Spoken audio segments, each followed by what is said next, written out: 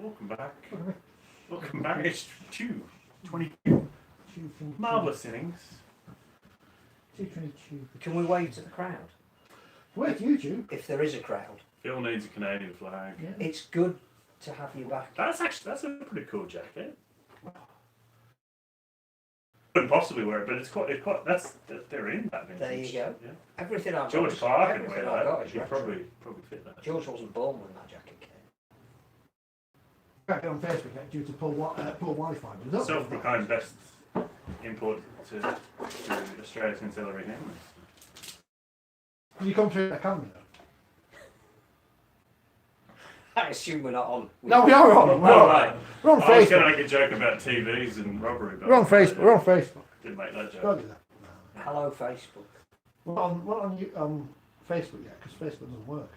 Should have eaten all this biscuit. I'm probably sitting a little bit close to you. That's not bad. No, I've measured it out. Unless you move. No, I think I moved. Yeah. There was an X on the spot. Oh, was it really? No. Oh. But I You got me. have polished the chair. During But Disneyland. Did you take your kids to Disneyland Paris 20 years ago? my Actual Disneyland. the real thing. Wow. But Euro Disneyland, because everyone forgets it was called that, wasn't it? No. Yeah, it was Euro Disney, Yeah. wasn't it? Yeah. This is what people have missed. My children need one. What technology? Yeah, that and just talking about irrelevant stuff. I reckon we can always do irrelevant. Oh yeah. It's our middle name. I watched some quick highlights. Oh, we're on Facebook. We're on Facebook. Hello, Facebook. How we've missed you. There we are anyway. Yeah. There you go. Look at that. Live. Oh. It says rotate your device. You can't turn your phone while live. I'm not. It's not rotating. Get off. Don't fall over the camera. Strategically placed. If you want proper broadcasting, go off. Not the BBC, you know. We've got legally produced back statements. That's topical genius, eh? Satire. Yeah. Oh. So we're back. It's as if we've never been away. I mean, the first thing we've got to say is Mark and Scully have not been banned. They will be back in the future. They're just not here today. They're just not here. But they will be back. But everyone is going to just over the next however long they're here is just going to ask that question. So I thought I'd say it now. Are you recording it? Oh no, I've forgotten. This has had some right bashing over the last few weeks. Because obviously when you go to You interviews... said you're recording, you weren't referring anything else, hopefully. No, that's true. That wasn't going to be forward. Yeah. Not at that time when I put out that bit of the podcast where we said Richard Hager was off the witness, which didn't happen. But that was a classic. We're back. We're back. Boris Johnson. We haven't missed you. Yeah, Boris Johnson has let us out of the house. Sadly, we haven't got his Uber Eats bill. No, but we do have social distance biscuits. What? Do you get that on your other Rugby League TV programmes? On the Super League show, is Tanya bringing in biscuits for you? She's not, is she? No. I mean, you can't have them. They're not real. What should we start with? Well, I feel a bit lost because it's been so long. I don't know where we. I don't know what we talk about. I don't know what we do. We get the wins All season. Both against I Wakefield. can only dream. And of at that. least one of them against Wakefield, they shouldn't have won. Wakefield were robbed. Robbed, dodgy referees, isn't it? You're pandering to the crowd, aren't you? I grabbed Do we start with this week's games, or everyone wants us to talk about academies, but I don't know if we want to get into that straight away because it's a bit of a in-depth issue, which takes more than just jumping straight into it. There's a little nuance to it. Let's talk about Bobby Fulton. Good place to I start. mean, we could have, if I'd have practiced this properly, I would have printed off the script. You could have been Harry Gratian, and he could have been Bobby Fulton. I was there. I witnessed that. But sadly, I only thought that on the bus on the way in, so I couldn't do that. But So you saw him berate a journalist because he was stood next to him. quite known for berating journalists and being a. That was at Wakefield. it was the last time we played the Australians. And a contentious game. I think at least 2 Aussie players got sent off. a little bit robust. And Mr. Gratian points to Mr. Fulton that he felt his team had overstayed the mark and got the shortest of shrift in. Well, he's from Warren. I think he basically said, "What do you know, and what are your qualifications for even asking that question?" Yeah, no, very sad and surprising news yesterday. I don't think many people knew he had cancer. 73 years old, and quite an outpouring. Both from Australia and this side. I spoke to Malcolm Rowley actually this afternoon, who obviously played with him back in the 70s and against him, and then coached against him, both internationally as GB coach and the Newcastle Knights, and he was quite emotional. And I think he described him as one of the best three play team ever. And I think if you look here, I mean, I've wrote down some stats. I don't want to bore people, but what he achieved in player, but then as a coach, as a commentator, he was a radio broadcaster, selector for New South Wales and Australia, and an administrator at Manly most recently. He was Mr. Manly, wasn't he? He was. If you were to try and pick one person, yes, who represented that club more than any other, there'd be two. Well, there'd be two people in that. There's the Ken Arthurson stand, and there's the Fulton Menzies stand. Obviously, Steve Menzies. Steve Menzies has scored more tries for Manly than anyone else in the club's history, and he broke the record of Bob Fulton's. And it was Ken Arthurson who brought Bob Fulton to Manly, and Manly had never won a grand final until Bob Fulton came, and he won 3 grand finals as a player. But he wasn't even an Aussie. Well, he moved at 4, so Warrington's finest. yeah. Well, he had a season at Warrington. I looked it up, and he played 16 games and he scored 16 tries. That's not a bad record. No, I think you could safely say, if you were going to pick a team today of the rugby league players who've ever played in history, since 1805, he would be in that team, and rightly so. Yeah. A genuine immortal. Yes, one of the original immortals, but yeah, a genuine immortal. And as I said, I mean, he won grand finals as a coach. He won them as a player. I think from what I've read, I never saw him play. Being born at the start of the 80s, he retired. But I remember him as a coach at Manly, and the mid-90s, Manly, the 95, 96, 97 grand final. His teams defensively, he had a great eye for talent and a very quick wit. I think the famous line about Bill Harrigan, the referee disagreed. He said, "I hope you get run over by a cement truck." And then I think the next game that Bill Harrigan refereed at Brookvale Oval, someone had actually parked a cement truck in the car parks. Yeah, he was a polarising figure in the game as well, because I think he was quite blunt, fiercely loyal. Yeah, which you saw. But yeah, Played in 78 Kangaroo Tour over here. Won 3 World Cups. I remember seeing him play, because I am old, clearly. But 35 tests for Australia, 25 tries. I watched some highlights of him. He was obviously a centre who also played at standoff, and he just sort of had everything. He had speed, he had a football range. He was aggressive. He was tough. He was, one of the fittest players of that era. Great support player. Could sniff out a try and could kick. Has Richard gone off for an HIA? No, well, I was told that YouTube's not working, but it isn't. Whereas Facebook's the wrong way around. So I'm just going to see if I can turn it upside down, because it told us it was not working. You can keep talking. No, I think it's great that we're back, and clearly we have the same issues we had before. Yeah. It's like we've never been away. It's good to do it on Zoom.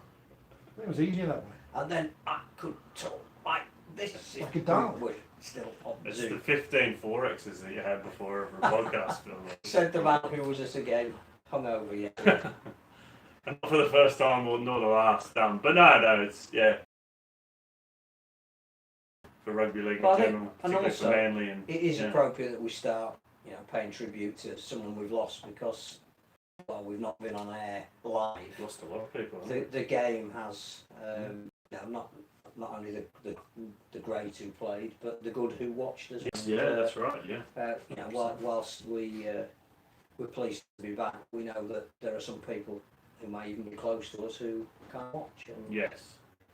I think the being in front of the fans, that was really emphasised. I think that's why it was so emotional when teams ran out to warm up. It wasn't just that those who were there were back together and in their spiritual cathedral and felt that whatever normality is was returning. I think we all there was some who weren't there, and we should not forget that this has been a tragedy. Yes, definitely. And globally, it's touched everyone, and I think the atmosphere, and I think it really spurred the Rhinos on, particularly in the first half. Although it is interesting how many teams who have had crowds for the first time lost.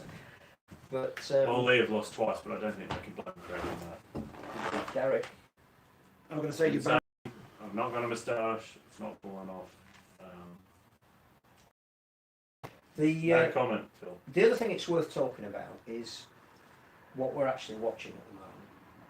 Because the danger is if you're of an age, that if you start talking about the product and the rule, he's like, get out. It was a classic example of the attritional contest. It was, yeah. There was a lot to admire in Hull's goal line defence, which is what Breg Hodgson said he wanted to bring to the team.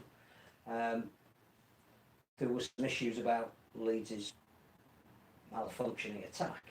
But can you explain to me, as a youngster, and someone who came Certainly not. from where this rule's been invented, what is the six again? When is it given, and what is it for? Are we blaming Australia? Yeah, because I just think at the moment that it's stifling product. Yeah, I do agree with you in part. I think it's very hard to kind of explain to an outsider now watching, or someone who's watched the game before, and how and when it is ordered. And this isn't a blaming the referees, because it's total interpretation. But if it was, and it seems to be almost arbitrary, and sometimes, on the first tackle it's a deliberate ploy by the attacking team to get their defensive line set for the sixth. That's defeating the object of trying to get flow and momentum in the game, I would venture to suggest. I think also taking out the scrums even makes it even worse, because there is literally almost no opportunity now, unless the player's down injured or hurt, for the game to be slowed down. And it does also tie into that fatigue element when it comes to tackling and the concussion issue and high shots. Obviously, we saw Corbin Sims get sent off on Sunday. I think he's completely exonerated today. Yeah, because he hit the shoulder and didn't touch it. Yeah, I think But that's happened, to be fair. It has, yeah. And I think obviously the concussion issue, you would have seen the Magic weekend, the weekend before, is raged massively, and the game's dead, it's dying. I mean, we love a crisis, don't we? Whether it's in Australia or it's in England, the game is dead once a week. I just know at the moment if the product that we're selling to the outside world is necessarily as good as it can be, because the rules are almost encouraging 5 drives and a kick. Yeah. And I think we've lost some creative edge. And with the greatest respect to Wigan, they're top of the league, 7, the best start they've ever had to a Super League season. But by their own admission, they're ugly wins. What does that say about the competition? I think, at least from the Wigan point of view, obviously Bevan French missed 3 rounds, 4 rounds. Jackson Hastings missed a few. They've had some injuries, so they've not had probably the first 17. But I think the style. Yeah, I think the style question is something where I think, particularly, you see it generally in the international arena as well. But the modern game is about the wrestle and the ruck, and it's an attritional. Yeah, but I thought we were moving away from that. We've gone through the sort of Michael Maguire. Not that we can blame him solely. Well, no, it was Melbourne. It was Melbourne. Before the Melbourne that produced him. And then rules are designed to reward the attacking teams. But what we seem to have now is the attack is very one-dimensional here. I mean, they still have scrums in the NRL, and there are people creating scrums. Penrith are playing some wonderful rugby league at the moment. And that's so you can. And that's not 5 drives and a kick. No, what they're playing. Yeah. But I think what we're playing with an unfair ball steal rule that Richard no doubt will come is arbitrary. If you can explain the ball still rule to me now, I don't understand. And I think it's encouraging. I don't know. that is a negative aspect of the game. It's encouraging you to be negative. And I think that not having the scrums and having a 6 again, there's too many opportunities to just say possession is everything. All that matters is we need to keep the ball, and there's too much we're trying to force an error. Yes. Rather than we're trying to create something. Which I think that has been at least probably the way the top teams in the NRL and State of Origin and the Kangaroos have played for 9 or 10 years. You know, it becomes a chess match, and that, you know, it is about completions and it is not making errors and waiting till the opposition cracks. And but then your good friend Mr. Schofield would say, the only stat that matters is that you've scored more points than the opposition, and if you're just concerned with preventing the opposition scoring and then feasting off their mistakes, that A, isn't entertaining, and B, isn't the rugby league that perhaps we were all brought up to appreciate and enjoy the most. Well, probably, you know, his win rate in big games suggests that may be incorrect. But in all seriousness, I think on that, I mean, I think this season and last season particularly, in the NRL, we saw a lot more open attacking play. We saw less block plays, and I think the way Penrith play is maybe we have to go through it. I think to get to the other side. Yeah, I think the reality is the Super League's probably a couple of years behind that in terms of style. Yeah. But we do get examples, as you mentioned Hulk AR last week, and you know there are certain differentials. Of how clubs play. It is a coaching philosophy. It is, yeah. But the thing with Hull KR is brilliant as they were on Monday at Castleford, and really that was an enjoyable game with two teams who have their philosophy is to move the ball and create. Just great to watch. They're coming back up against Wakefield this weekend, and great teams can back up performances like that. I mean, you can be great entertainers and finish 10th or 11th every year, or you can play a style that wins you games and wins you trophies. And I think if you're Christian Wolf, you know, out of the systems that he's come out and out of that learnings, you play a tough, grinding defensive game that's big on wrestle, that's big on set completion, and you wear your opposition down, and then you strike, and it works for them. I know, you know, there's some Stones fans, it's boring, right? The Alton Helens was by Catalan this weekend, which again, it wasn't the most entertaining of games. Close games have an attraction anyway because they're absorbing in themselves. But there wasn't a lot of free. Last night, the Leeds Hull game, there would have been 3-4 clear-cut attacking chances in the entire game. It was a defence-dominated game. Yeah. And if we are going to sell it to its widest possible audience on its that's the broadcast platform, do we need to be looking at the rules? Have we bought something in without fully appreciating that you do have to tweak? The one thing about it, and whatever Rich is doing, we can talk about Mr. Van is not frightened to bring in a rule change. I believe he likes to call now. But he'll bring a rule change in the middle of the round if necessary. He's not too worried about. Which is the wrong approach. It is, but suddenly it seemed to be responsive to. You know, if he was here at the moment and he was seeing a number of Dower games and people saying it's not as entertaining as it could be or should be or used, he'd change a rule. Which I think is the wrong approach, personally. In my, you know, just because Wayne Bennett and Phil Gould say do this, or he runs a poll. He likes Wayne and he likes Phil. He likes the News Limited journalists, and he tends to kind of, which I think is the wrong approach. Personally, it's very political. But he is unafraid to do things, and I think a lot of people like that authoritarian style of leadership. But your point about selling the game, we don't sell the game now, so that's a completely separate issue about marketing motion and access to players. But the one thing we've always said is we've got the product, we don't market it well enough. I disagree with that. I am on age. But I just think at the moment our product isn't as good as it could be. We seem to have gone from a grand final that had the most epic finish But that, so you use that example. But again, that was a grinding attritional game. Well, yeah. Finals generally are because the two teams can each other. Cup finals. There were two teams who played very, very similar, looking to shift the ball on tackle one through 8 hands. They played that. So yeah, I think. I'm just the balance is slightly out of kilter. Yeah, I can understand that, but I don't necessarily agree on all. Not to be a devil's advocate. If we all agreed, we wouldn't have a program that isn't on YouTube at the moment. No, I think we're on YouTube. It's not on Facebook. Oh, program that's not on Facebook. Yeah. Well, we are on YouTube. It's nice that we're back in the manner in which we left. Anyway, chaotic. What would you like us to talk about next, Rich?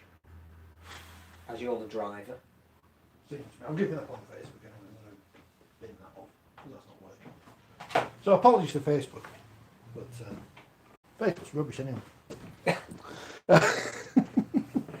Well, I've got that working there. He's back. Yeah, hello. Back in vision. No one cares about the quality of the product you're selling, says Michael, which is a good thing, judging by the product of the quality of this product. Well, it's about culture. Yeah. You're selling culture.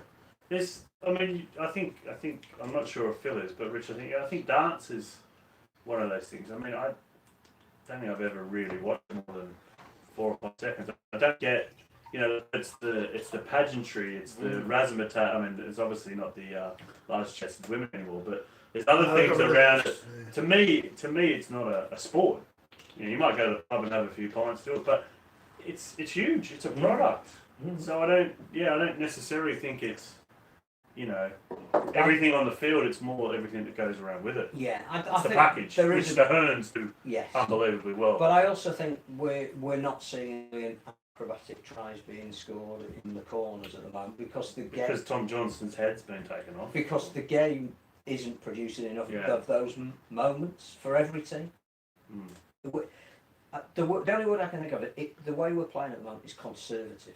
It's don't make a mistake. In saying that, I was at the Lee Wigan game the Monday before.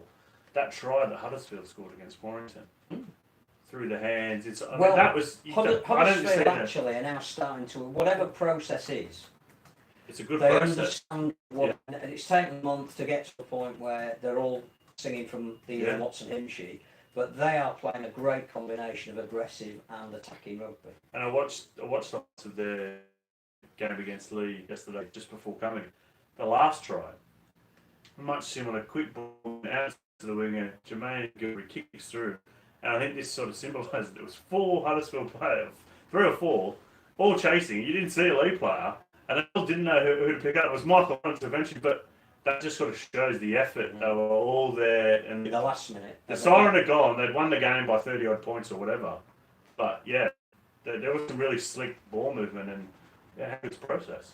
Well, that depends if your process manages to encapsulate both sides of the game. If your process is we're going to opposition, then it's not a great spectacle. So bring on more of Ian Watson's philosophy. Well, I think when he was at Salford played a nice style. Absolutely.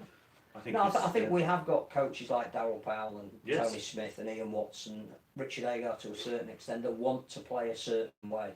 And I just hope that the rules as they're currently being asked to be administered doesn't stifle that way of playing, and we're back into the if you can wrestle back opposition, if you big men up the middle are bigger than the opposition, if you can keep going for longer up the middle than the opposition, if your wingers are big because they're auxiliary props, if you're playing a proper loose forward, if your centres are second rowers, and you're getting that homogenised player playing across the sport, then what you tend to get is a relatively negative game plan.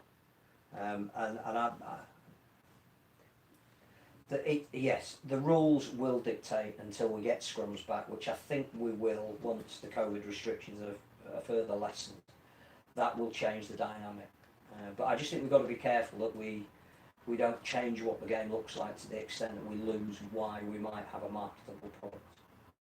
No, it's a fair point. They're going to be back for the World Cup, aren't they, scrums? Well, the World Cup. Are you sure? Are you putting your house on Have a World Cup, Rich. I think we will. I hope we do. My I hope gut we reaction says get your tickets, because I think the issue is not going to be when fans are in the stadium. I think No. we'll be at a point then where there are enough. The ticket sales have been good. I can do nothing but compliment the Rugby League World Cup organising committee for the Great way job. they've gone about in the most difficult of times, keeping everything together and focused. And again, talking of culture, that Michael was all the things they've done around the tournament to give it real value. And I think the government, who have invested quite heavily, want this country to have that tournament at the end of the year to say, look, we can have the Commonwealth Games in 2022, and we are moving out of that era where sports events need to be protected. The issue will be whether the players from Australia, New Zealand, the Pacific nations who are over in Greece, Lebanon. the southern hemisphere will come, or will come and be prepared to be quarantined if they do come. And I think they will. There may be some top liners that pull out, and that may be understandable. Everybody has their own personal decision to make about their family and the time they've been away playing. You know, the New Zealand Warriors haven't been home and won't now be going home for an entire season. Melbourne, I think, are moving back to Queensland this week. So some players may well say, we don't want to play the World Cup on the end of what we've been through for the last year and a half. But I do think it will go ahead. I hope it does. It'll be a massive shame and a kick in the guts for the English game and the international game. But yeah, my worry is the travel restrictions in Australia. I know I've already spoken to one player who would be playing at the World, and he may still play the World Cup, but he was he's based in England, and it's kind of, well, if I stay and play the World Cup, I don't get a chance to see my family, and I haven't seen them for 2 years, so I may not see them for another year, and that's a big ask. And there is a pull of playing in the World Cup, but there are issues that are bigger than sport. If you haven't seen your family for Absolutely. you might have a mother who's 75 and gravely ill, or a grandmother, you know what I mean? Like, And having said that, from what we're seeing in the NRL at the moment, we joke that the fourth choice Australians are still. There are some phenomenal talents being unearthed at a very young age. I couldn't at the possibly moment.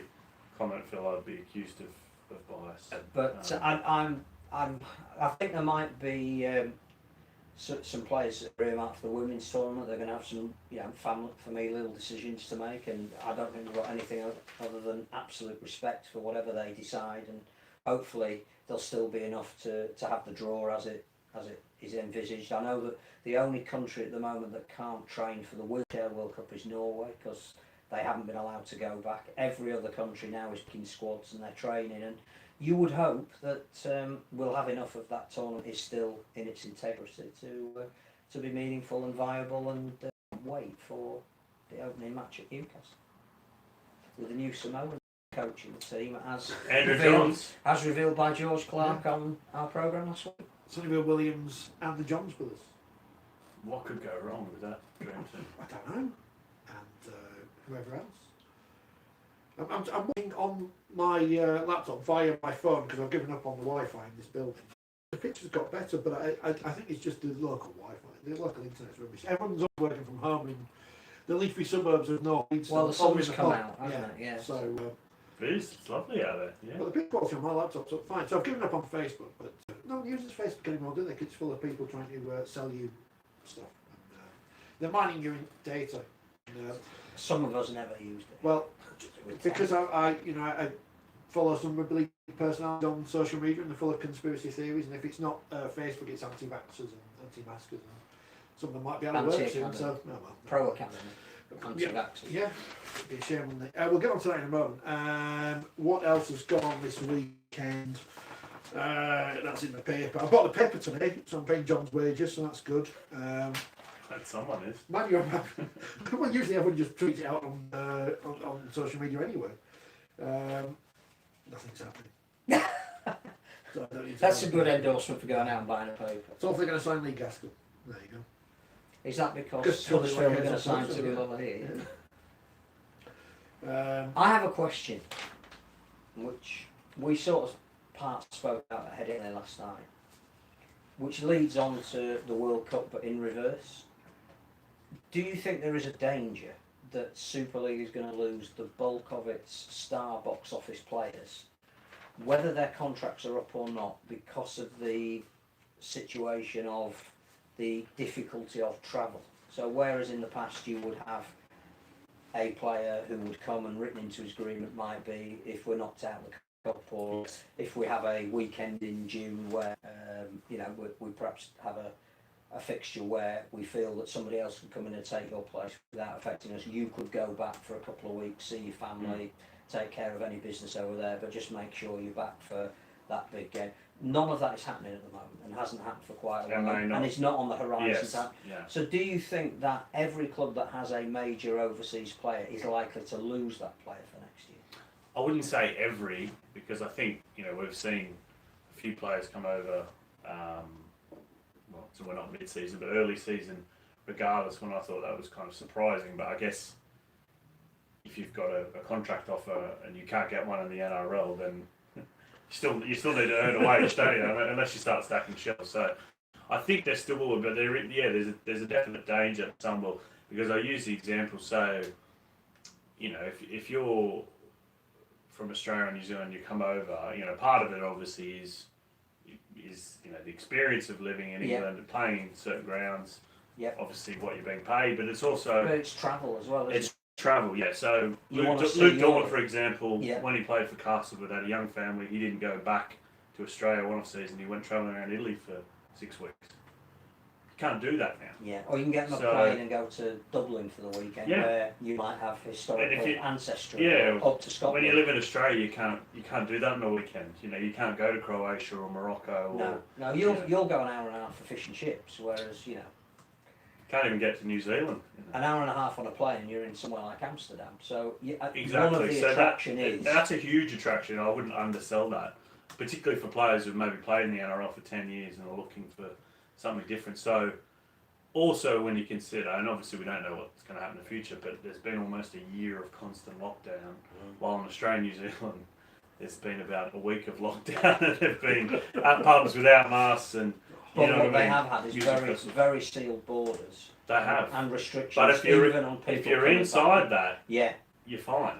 So and I would think that some of the players that are over here will get an NRL contract, but they certainly would get an equivalent contract to what they're getting over here to maybe play in the New South Wales or the Queensland. You look at David Mead. Yeah. He's been playing for the Broncos. Obviously, Albert Kelly did quite well. Has apparently been doing quite well in the Q Cup, and then debuted for the Broncos and had an outstanding game. So I think there's certainly. I mean, I don't think it's any coincidence that Huddersfield are being linked with halfbacks, because I think they know, and I'm only using him as an example, and you do news and I don't. I can't see Aidan Caesar being here next year. I think that's on the basis the of the fact impression. That when he left, he was playing in a grand final side. So if he goes back and halfbacks being premium, he will find a club.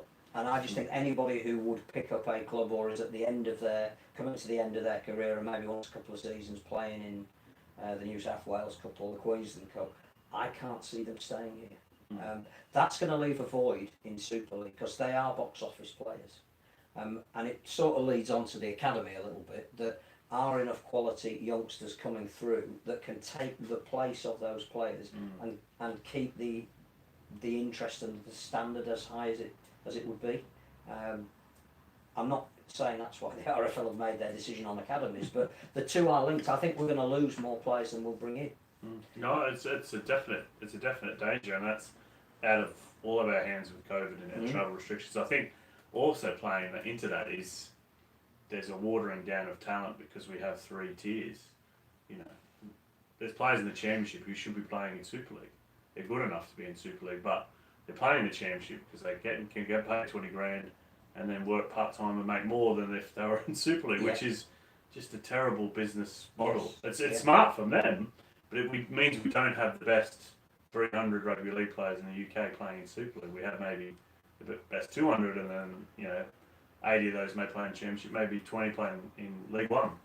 So I think, and that is tied to the new TV deal as well, because there's going to be, obviously the distribution to all the clubs hasn't been decided yet, but there needs to be a pyramid as opposed to perhaps a block, where we do have the very, very best at the top tier, which I don't think we have now, like in the NRL, like in the NFL, like in the Premier League. You know, we really do. I mean, obviously, there are good players in Championship football that can play in the Premier League, but it attracts all the best players from overseas as well. So, yeah, that's a worry. I think recruitment is really key at the moment. Obviously, there's a lot going on, but as you said, the clubs that are already producing good players, and you know, the best academies are St Helens, Leeds, Wigan.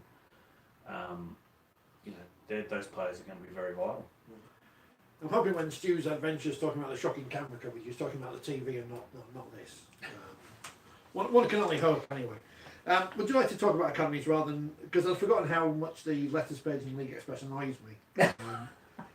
Because because I know we've got young people watching the programme, so I can't actually read. It's like the Guardian now. What they've put in the paper, they put like a swear word in the paper, comparing saying a pommy fatherless child is compared to what was what Tony Clubb said to Andre Cervello. It's the same thing. I'm saying nothing. We discussed this on Zoom and. So the RFL. I don't know what our stance is on racism. Let me just like Steve used to do. This is me playing devil's advocate. This is me playing the role of everyone on social media. I'm Steve now, talking to the camera, which is shocking. You were Jenna Brooks on Saturday. I was, which is even more. Sorry, Jenna. Disturbing for her. For Kevin sure. says we need to invest in better cameras and audio. Yeah, we've got no money though. So. We've had our distribution cut by Super, Right. by Sky. If I get a laptop so I can work. 35% of nothing. What was I going to say? Yes. The RFL. I'm talking to you because you are ruining the dreams of everyone who wants to be a professional rugby league player. Because everyone who wants to be a professional rugby league player should be able to be a professional rugby league player and play for the club they want to. I should be able to go back in time to the mid-90s and be able to be in the Wakefield Trinity system because they're the team I support, and even though I was a crap rugby league player, be a professional rugby league player because that's my dream, because that's the kind of nonsense I've read on social media this weekend. You can't say nonsense because you're playing devil's advocate. No, yeah, it wasn't That would explain some of Wakefield's results. That's the kind Team of sure that is the kind of thing I've read on social media this weekend.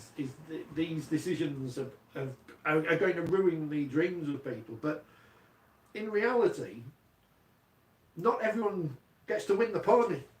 Not everyone can become a professional sports person, and not everyone in the academy system will go on to become a professional sports person. And we've seen plenty of examples of these of people who come up through community clubs, amateur clubs as were, and become professionals much later in their career. It happens all the time up in Cumbria, doesn't it? We see players turn pro.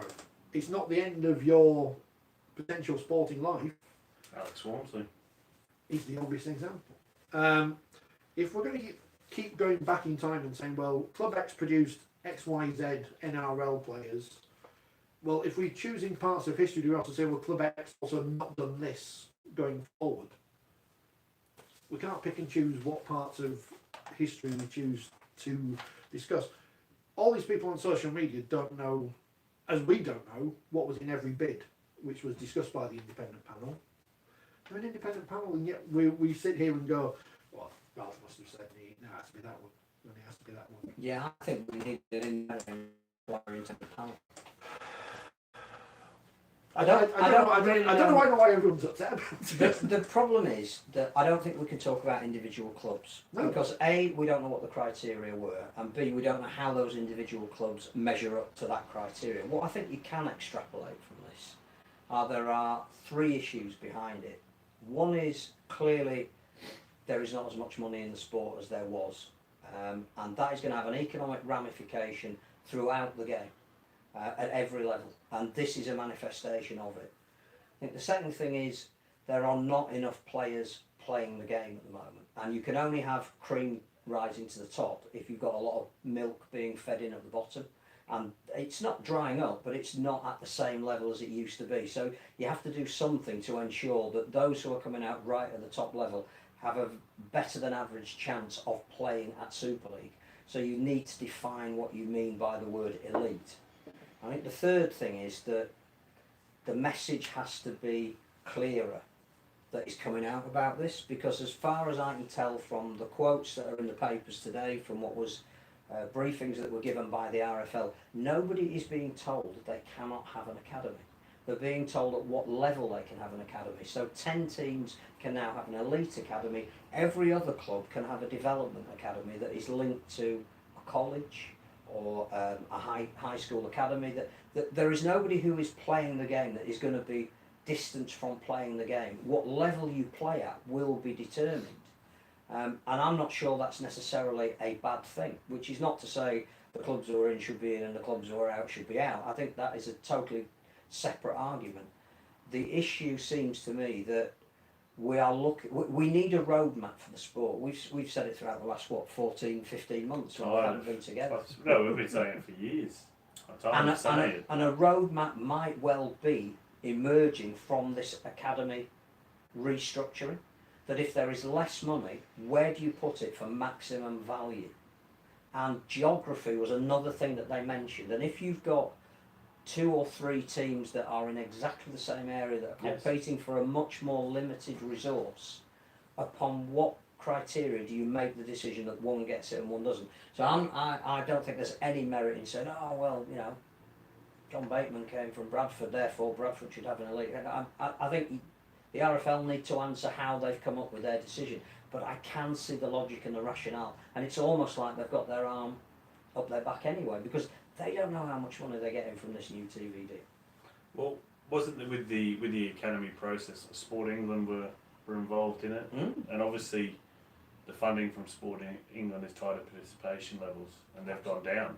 I mean, they've gone down basically in every sport, but it's already a small base in rugby league, and I think the messaging is a massive thing. I mean, we don't hear from the top brass of the RFL. They rarely ever do interviews. There isn't. If there is a roadmap for the future, we don't know what it is. And I think when you get the chance to ask questions, there's not a lot of realism out there. And I think it is what they think people want to hear more than what is actually. It's looking for a soundbite rather than getting into the detail of what the argument and rationale is. It's the same with the TV deal, Phil. I think you were on the same media call that I was, and written about it. This very apparently it's a fantastic deal, you know. But we don't actually know what it is. But there's 14 million, you know. We've had to take a haircut, but it's a very nice haircut. Yeah. So there's only so much lipstick you can put on a pig. At some point, you know, obviously you can't be too blunt, but you kind of have to, you know. Well, it's back to Mr. Volandis that whether he is a divisive figure or not, you're in never any doubt as to what his message is, and he's been particularly vocal about the issue of concussion, which clearly is going to affect all contact sport, and he's basically said, well, it is already. I wouldn't be doing my duty if, you know, the parents at home of young kids thought that they were asking their offspring to go into a dangerous sport. So I'm going to do something about it at the top level, and then when you watch it, you'll think it's a, you know, whether you agree with that or not, that is a pretty logical, determined rationale that has been clearly put out there. Well, rugby union's already done it. The NFL's already done it. Football are kind of getting into it now, and you know, the heading of the ball, you know what I mean. So we can't just put our heads in the sand and say, oh, no, it doesn't exist. Oh, there's all these players who are suing the RFL about it. Oh, we just look away. Like, it's happening. And that's the thing with the academies. It may well be that because of the economic state, particularly that the sport is in, that there are going to be some very hard decisions made that is not going to be accepted by everyone. But you still have to have a manner of delivering those decisions so that everyone feels that they can understand why it's been made. Which is why the messaging needs to be better, the communication needs to be better. There's never been accountability and transparency, at least in my time in covering the game here. And I think, you know, that's been the case for... And I do happen to think, right or wrong, and if there have been casualties in the more developed areas of the game, that we do have to have the limited amount that we've got to put into development in London, because there are going to be proportionately more young kids who could come through that system in the south being given an opportunity to play at an elite level and have something to aspire to, then perhaps there will be in an area where participation numbers are traditionally going down. I think it's the same with Newcastle. You know, if you're going to have a concerted plan whereby the Thunder have been elevated to the Championship, you're going to start your World Cup in Newcastle, you want to have your Magic Weekend in Newcastle, why wouldn't you identify the North East as an elite area? And that is something that as a sport we should be saying, actually, even if we're being slightly disadvantaged because we're not being given the same resource, the sport needs us to go there. And again, I'm not sure that message has got over. Just imagine in 2024, I think it is when you can reapply, that Coventry are building all these mini clubs in their area. Sheffield have just appointed a development officer in South Yorkshire. Imagine if there's a South Yorkshire Academy and a Midlands Academy. But they come along. There was a Midlands Academy. Yeah, and they closed it. Yeah, There was because a again, Sheffield Academy. because resource is incredibly tight. That's Craig points out. I'll go to Tony's point first. He says Warrington, Wigan and Saints have been granted elite academies, 3 clubs in a 10-mile radius. Is it really about the geography? Come on, guys, that's nonsense. We don't know. We don't know what. Well, it says in the press release that geography is one of the factors. One of. So there's obviously another reason why they've got one, and But I think another club in that area have. the best academies or the best recruiters don't just. I mean, Morgan Smithies is from Halifax, and he came through the Wigan. Regan Race is from Wales. Look at half of the Penrith team. They're from Dubbo. They're from Parks. They're not from Penrith. There are a lot of kids from Penrith, but that's generally, you recruit it. Well, sometimes these days they recruit at 12 and 13, but you recruit at young ages. It's the system. It's not necessarily the kid who lives two doors down. Yes, you want to cater him as well, but you want the best talent, not just because he lives in that 10-mile radius. How many times has Mark said on this programme that the sport will probably be as better giving money not to some professional clubs, but to the likes of Rochdale, Mayfield or Siddle, who produce professional after professional. He's 100% right. I mean, we don't. The whole grassroots community game, I think, is being ignored. This is again the great Lord Schofield rang today to tell me how much. By the way, we are going to get some posters printed up. Scully for president. Going to get it, put Donald Trump's hair on him and stuff. Well, he rang to say how much he'd enjoyed the Leeds whole game last night, and particularly the creativity. Jake Connolly. He's a big fan of Jake Connolly, must be. He's a bit down on the game at the moment, but he was. We were talking about his desperate desire to be the chairman of Barla, because he thinks that there are certain things not being done at the moment that were done in my day, that did him no harm. And in some respects, the conversation became, but who is going to make this decision? We've got academies being decided by that group, which includes some Super League, some RFL. We've got clubs being decided by that group. We've got the amateur game and the community game by that group. In fact, we've got 2 people deciding on the community game because the RFL runs some of it in Bar. Now, do we not need to have a concerted overall approach that includes everything and everybody? And the bit that's missing is the independent commission that sits at the top of it. And on that, Phil, you mentioned about a lack of funding or a decrease in funding. Wouldn't that be something that, I don't know, private investment might, shouldn't we be looking for outside investment, whether it be a private investment, whether it be the NRL? Do you know what I mean? I think. But that private investor, I'm told from somebody who is trying to put a plan through at the moment, that what is putting them off is not the amount of money. That money is there, and we are still a relatively cheap long-term investment. For sure. It's the governance structure. They won't buy into something that they won't have a say in. Well, you wouldn't, would you? So the issue is more about what is the model for the game as a whole, of which academies are an integral but only a part. How does that relate to where we're going to go over the next 5 years? I'm tending to agree with Craig's point here.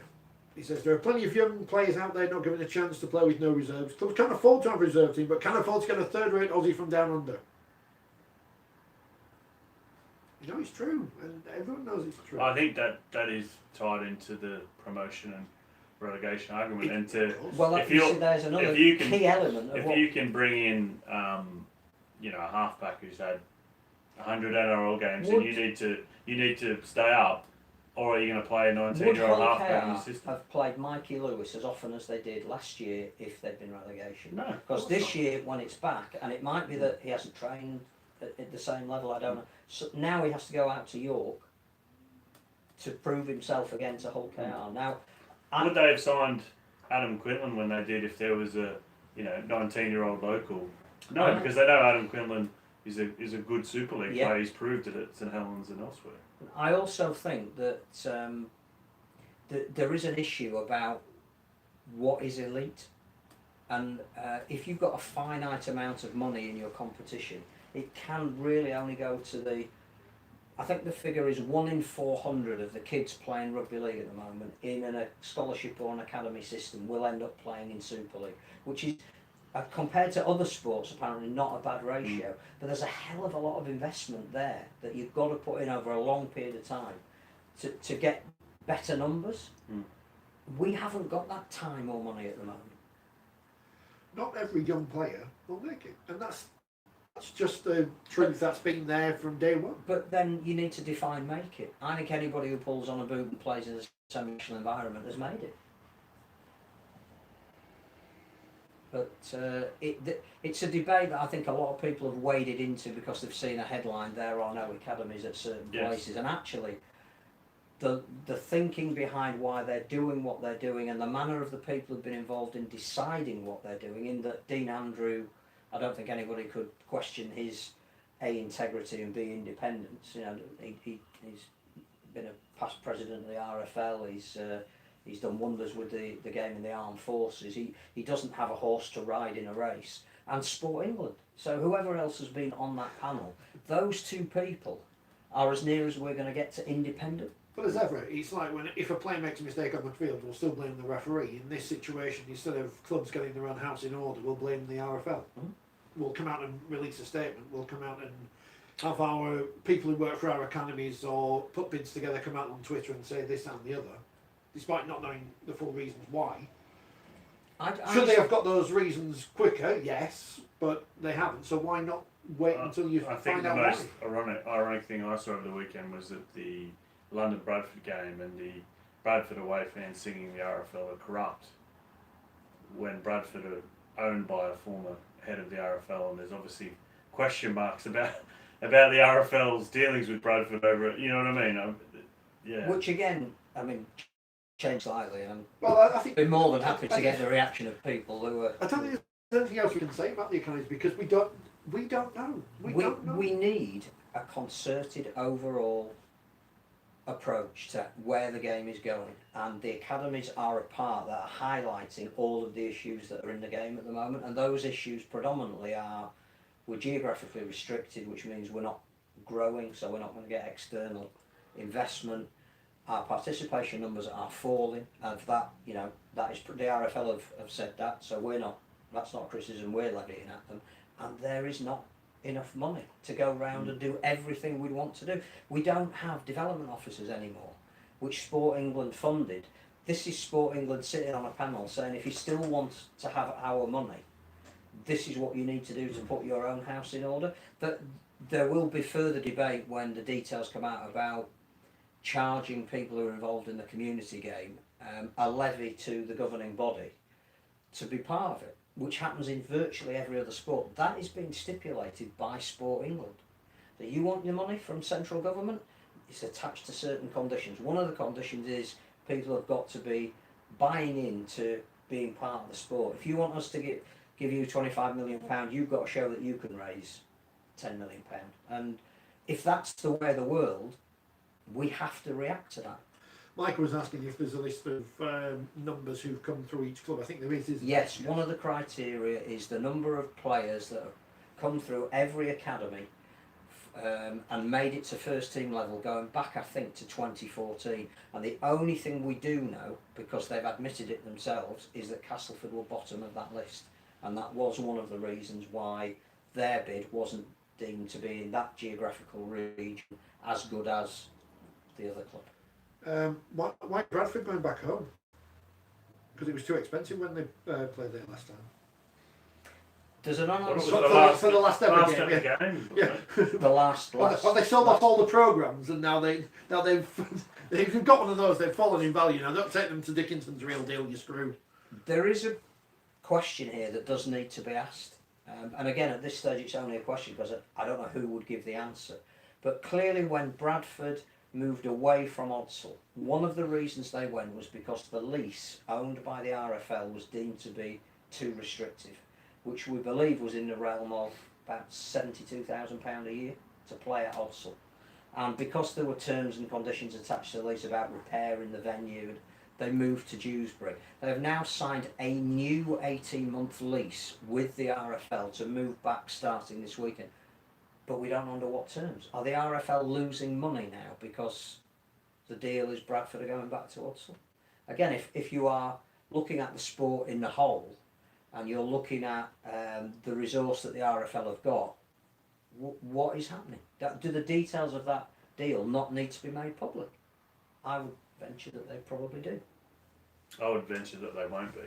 No. But I think when you talk about transparency...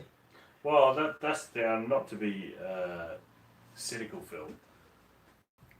It seems like we just go, not just you two as well, but myself, the same issues just get repeated. And if anything, things get worse, they don't get better. It's very easy to become disillusioned because that's the way things seem to go. And, you know, it's like Andrew Chalmers popping up last week, and you read puff pieces about why he would be great to run a club in Wellington, his excellent business record. I mean, you want to punch yourself in the face. And that's a hard sell to a national newspaper, isn't it?